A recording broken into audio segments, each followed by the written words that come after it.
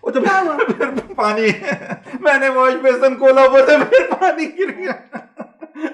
वो जाओ उसको जाके कहो उसका क्या दिमाग खराब हो गया, ये कहाँ से आता है पानी? मुझे क्या पता, मैं जाती हूँ तो बड़ा सीरियस मसला हो गया। ठहरो मैं रैम्बो को बुला के लाती हूँ, वही करेगा इस मसले का।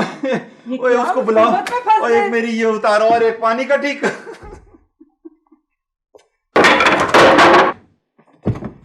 रैम्बो।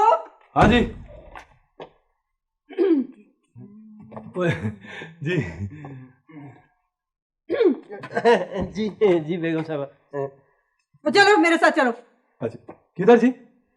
भाई जिस नलके को हाथ लगाते पानी पता नहीं कहाँ से गिरता। नहीं मैं ये कोट किस किस्म का पहना हुआ तुमने? आपको पहले बताया था ना जी। बेगम साहब जी से छोड़े जी। माय नाम इज रैम्बो, रैम्बो जान रैम्बो कॉकरोच के नहीं। आई कैन ठीक था नलका जी, फिक्र ही ना करें जी।